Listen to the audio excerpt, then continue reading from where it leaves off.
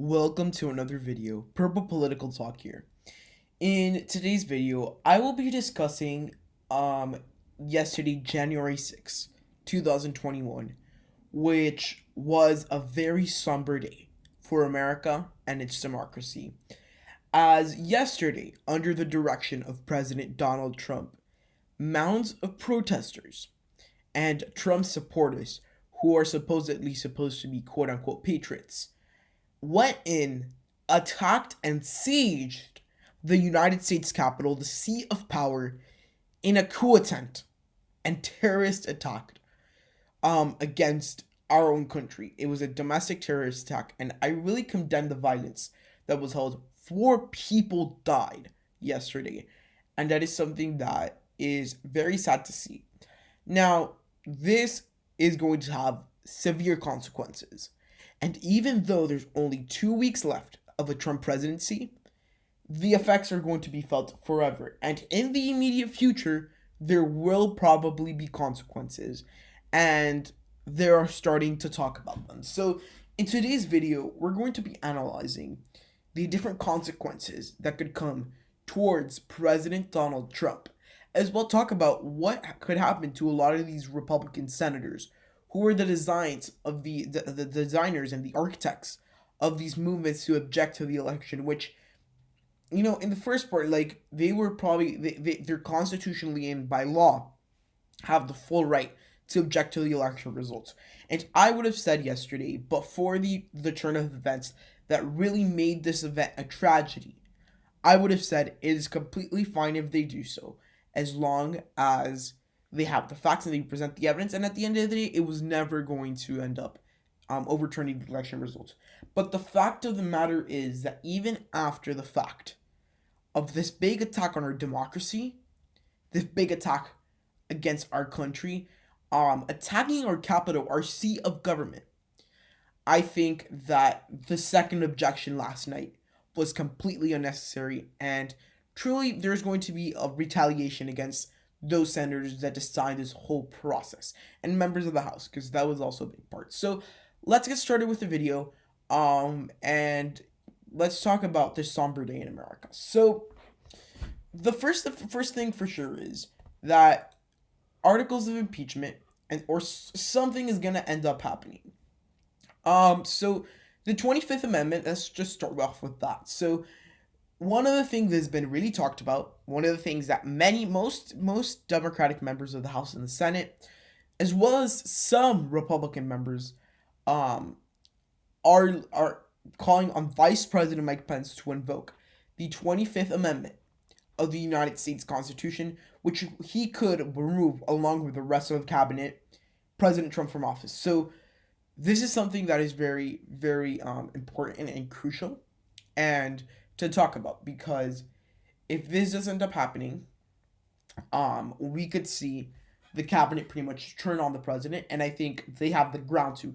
In the previous attempts of impeachment and invoking the 25th Amendment, I really have come to think that those processes were unfair. But if those processes were to begin today, I think those would be completely justified to take the president out of office, and if they do impeach him, charge him with the crimes and convict him of these high crimes and misdemeanors. I think it's something that might have to be done to make sure the country is a lot safer. So, basic reporting from the CNN, they've been talking that the vice president, along with major secretaries of the cabinet, have already come into talks. So I would say that the chances of this happening is somewhat unlikely. Pretty much just looking at it, because most of these cabinet secretaries are just end up being extreme loyalists to President Trump. Betsy DeVos.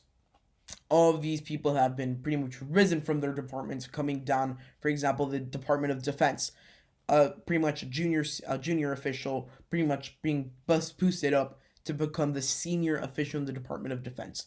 All of these people are very good Trump friends. They're Trump allies, and I think they're not going to get the votes. Although, if Mike Pence is able to organize, I think he might. And yet again, I mean, Mike Pence is someone with throughout all of this, I believe, showed incredible leadership.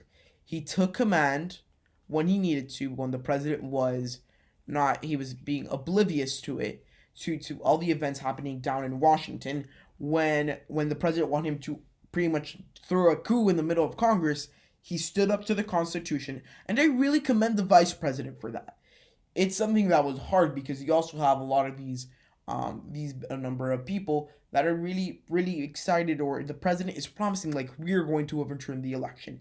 And as the face of the Republican Party, and at this point the responsible leader of the Republican Party, I think Mike Pence did a very good job. But this pretty much for this to happen, um the vice president will need a principal all the cabinet officials, um he could have a majority of Congress.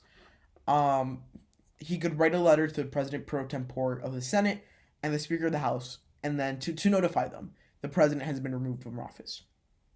So, and he would become acting president. So Mike Pence would finish the rest of these terms for the next 13, 14 days that we have, which, it's nothing, but pretty much, I just want to talk about this right now instead of making 100 videos about this. President Trump is someone in his life has not lost. Even in his lowest points in his life, he ends up ahead. He ends up winning.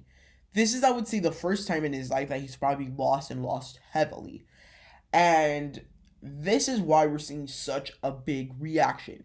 And I think in Trump's eyes, well, if he doesn't, if the Republicans kind of ruined it for him because they did, like, or in the independents ruined it for him, then he's going to ruin the Republican Party. That's his mentality. And that is not safe because remember, this is the person that has the nuclear codes to the United States Army. This is the person that is the commander in chief. This person has enough power to mobilize so many people. And he incited the violence yesterday, which is the worst part. So I think that this is definitely an option, and I think the cabinet should be definitely looking at this. I think if they don't, I won't be if they don't do it, I wouldn't be surprised. That's most likely not what's going to happen, but I think it's something that definitely must happen.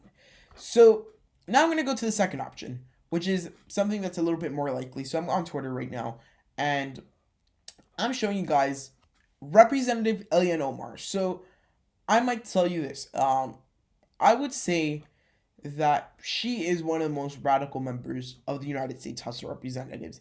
However, in this articles of impeachment, I do agree with her. She has the ground to impeach the President of the United States at this point. And you have Representative Ilhan Omar, and then you have all these other Democratic representatives that are calling for impeachment. And I think that is something that we should be taking a look if this doesn't happen. Already, the United States House Judiciary Committee has already sent a letter to the Vice President asking for the 25th Amendment to be invoked. And now with this, I mean, it's kind of, well, if that doesn't happen this way, we're going to go through this way. And I will tell you this. There are Republican members of Congress that are in favor of Trump being removed after through the 25th Amendment. And more likely than not, a lot of them would support the impeachment to go forward.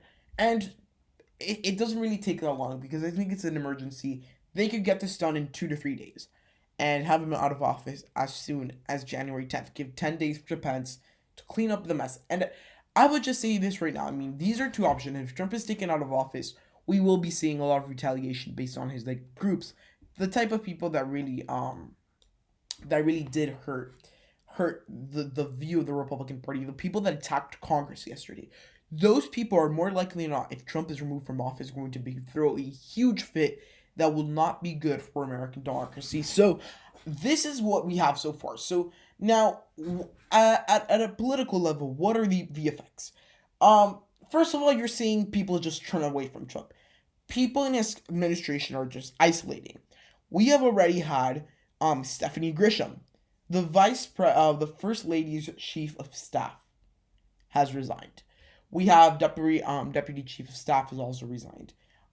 We have Mick Mulvaney, former Chief of Staff, now currently Special Envoy to Northern Ireland. He has resigned. We've seen a big amount of high-level resignations. Among them, Senator Mitch McConnell's wife, Secretary of Transportation, Elaine Chao, just as they sit down to film this video, announced her resignation from the department effective January 11th of 2021. And we're seeing this big exodus from Trump and the Trumpism wing of the Republican Party. And that brings in a couple questions. First of all, what's going to happen in 2024? I think at this point in time, after today, the 2024 presidential race has been completely shifted. You know, I saw a pathway to the White House for someone like Ted Cruz, for someone like Josh Hawley. Not anymore. After yesterday's events, the architects of this probably will not have a future in nationwide politics. They probably will hold on to their Senate seats. Voters might somewhat forget about this. They're still going to be brought up when they have to run for re-election, but they cannot run for president. They're going to lose and lose big. And after today, I would say that Mike Pence is probably for the Republicans the most fit and probably would be the most supported candidate to win the election. And I think if he does run in 2024, I mean, if the impeachment or what you call here the 25th Amendment that goes through, I think you're going to see something very positive for the Republican Party.